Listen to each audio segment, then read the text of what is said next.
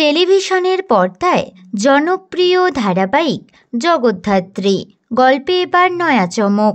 শোনা যাচ্ছিল জগদ্ধাত্রী ধারাবাহিকের নায়িকার মৃত্যু হবে, বদলে নায়িকা হবে জগদ্ধাত্রীর মেয়ে দুর্গা।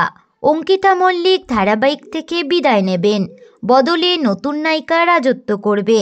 কিন্তু সব ধারণা পাল্টে দিয়ে নতুন প্রোমো এনে হাজির জি বাংলা। আর সেখানেই দেখানো হলো জগদ্ধাত্রী এবং স্বয়ম্ভু এক হচ্ছে, বেনারসে হচ্ছে পাপের বিনাশ। ধারাবাহিকের প্রোমোতে দেখা যাচ্ছে বেনারসে একা স্বয়ম্ভু গঙ্গা স্নান করতে সিঁড়ি দিয়ে নামছে।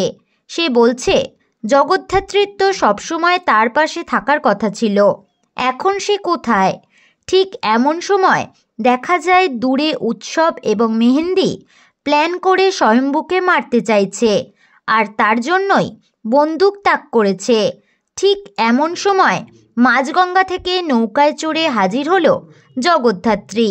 জগদ্ধাত্রীর এক গুলিতে প্রাণ হারায় স্বয়ম্ভুকে যে মারতে চেয়েছিল। জগদ্ধাত্রী বলে স্বয়ম্ভু পাশে থাকতে সে মৃত্যুকেও হারিয়ে দিতে পারে। পাপের বিনাশ করে এক হয়ে যায় জগদ্ধাত্রী ও স্বয়ম্ভু। স্বাভাবিকভাবেই এই প্রোমো সাড়া ফেলেছে দর্শক মহলে। ধারাবাহিকের আগামী পর্বে রয়েছে দারুণ চমক, তা এখন থেকেই বোঝা যাচ্ছে। তো বন্ধুরা, এই প্রোমো দেখে আপনারা কতটা এক্সাইটেড কমেন্টে অবশ্যই জানাতে পারেন। বিনোদন জগতের এরকমই নতুন আপডেট পেতে আমাদের চ্যানেল টলিটাউনকে সাবস্ক্রাইব করে পাশে থাকা বেল আইকনে ক্লিক করতে ভুলবেন না।